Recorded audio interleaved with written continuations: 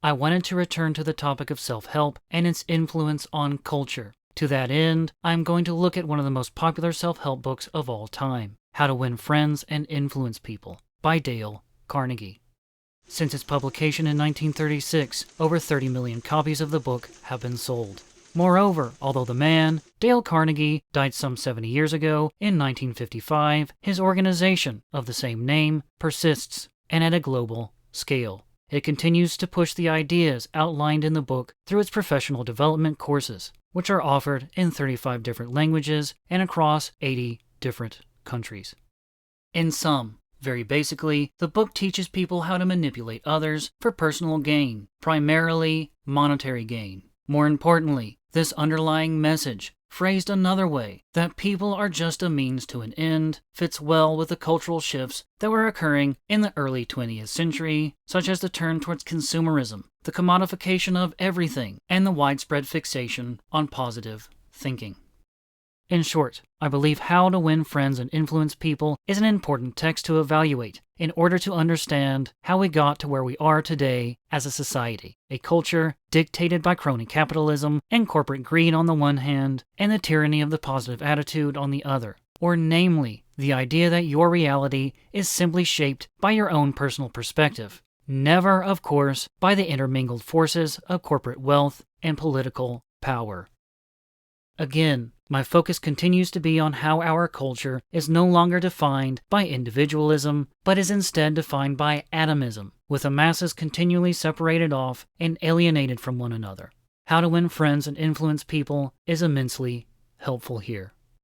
To jump in, the version I found and will be referencing here is a reprint from 1953, and as with most other versions, you get an immediate breakdown of how the book will supposedly benefit the reader.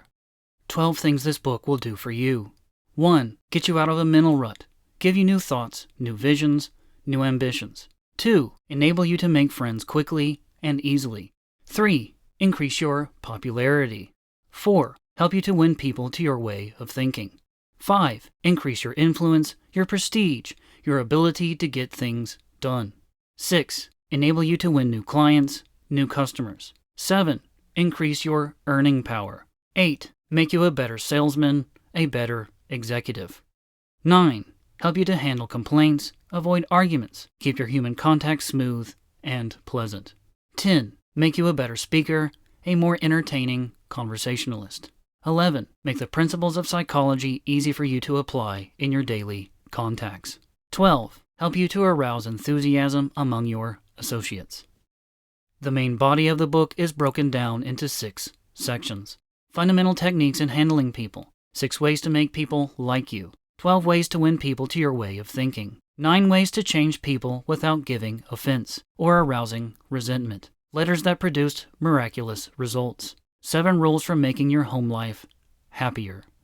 Outside of the second to last section, letters that produced miraculous results, which I believe is removed from some editions anyway, each section is followed by its own set of rules. These are designed to be easily broken down into bullet points, to be placed on a wall or other accessible location, and to be followed daily, like a set of mantras. Although the book is presented to the individual as a pathway to improving multiple aspects of his or her life, apart from the last section of the book, 7 rules for making your home life happier, the context is almost always presented in terms of making that elusive sale. In other words, bettering yourself and becoming successful is boiled down to making money and making money alone. Even friendship, the Win Friends half of the title, How to Win Friends and Influence People, as we shall see, is also consistently presented simply as a way of making more money. Naturally, the context for influencing people is also financial. This is Lowell Thomas speaking. The 1953 edition I read contains an introduction by American broadcaster Lowell Thomas, a shortcut to distinction, in which he outlines the types of people who were able to improve their station in life by applying the ideas cited in Carnegie's book, namely by taking part in the same development courses the Dale Carnegie Institution still provides to this day. Among these example students, a Godfrey Mayer is referenced, a gray-headed banker, the father of 11 children. The first time he attempted to speak in class, he was literally struck dumb. His mind refused to function. His story is a vivid illustration of how leadership gravitates to the man who can talk. He works on Wall Street, and for 25 years he has been living in Clifton, New Jersey. During that time, he has taken no active part in community affairs, and knew perhaps 500 people. Shortly after he had enrolled in the Carnegie course, he received his tax bill and was infuriated at what he considered unjust charges. Ordinarily, he would have sat at home and fumed, or taken it out in grousing to his neighbors. But instead, he put on his hat that night, walked into a town meeting, and blew off his steam in public. As a result of that talk of indignation, the citizens of Clifton, New Jersey, urged him to run for the town council. So for weeks he went from one meeting to another, denouncing waste and municipal extravagance. There were 96 candidates in the field. When the ballots were counted, lo, Godfrey Mayer's name led all the rest. Almost overnight, he became a public figure among the 40,000 people in his community. As a result of his talks, he made 80 times more friends in 6 weeks than he had been able to do previously in 25 years. And his salary as councilman meant that he got a return of 1,000% a year on his investment. Godfrey Mayer, outraged by his tax bill, blew off his steam to the public and won political power. But what is praised here as his great achievement? Reducing the people's tax bill? No. His salary as councilman meant that he got a return of 1,000% a year on his investment. It does not matter what he achieved as a representative of his city, in the context of the values presented in how to win friends and influence people. What matters is that he gained higher financial status. Now, it is important to highlight that Carnegie does clearly write about being genuine with other people. I have discovered from personal experience that one can win the attention and time and cooperation of even the most sought-after people in America by becoming genuinely interested in them. This view is especially emphasized in Section 2, 6 Ways to Make People Like You. But what does this look like in actual practice? Take this example pertaining to Rule 5 under the same heading. Talk in terms of the other person's interest.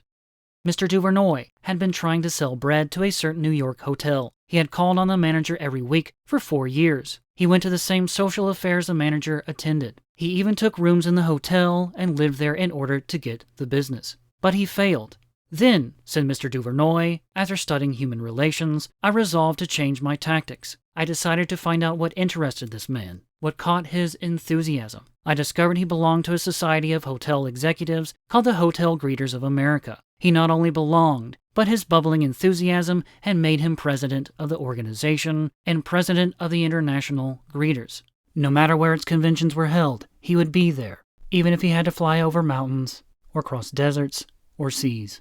So when I saw him the next day, I began talking about the greeters. What a response I got. What a response. He talked to me for half an hour about the greeters, his tones vibrant with enthusiasm. I could plainly see that this society was not only his hobby, it was the passion of his life. Before I left his office, he had sold me a membership in his organization.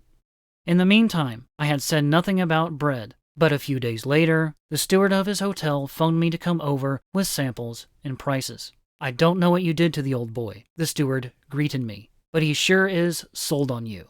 Think of it, I had been drumming at that man for 4 years, trying to get his business, and I'd still be drumming at him if I hadn't finally taken the trouble to find out what he was interested in, and what he enjoyed talking about. At least in this example, the motivating factor was making the sale, not being genuinely interested. If Mr. Duvernoy had been genuinely, personally interested in his client, beyond his money, perhaps he could have made the sale at the start. That is certainly implied.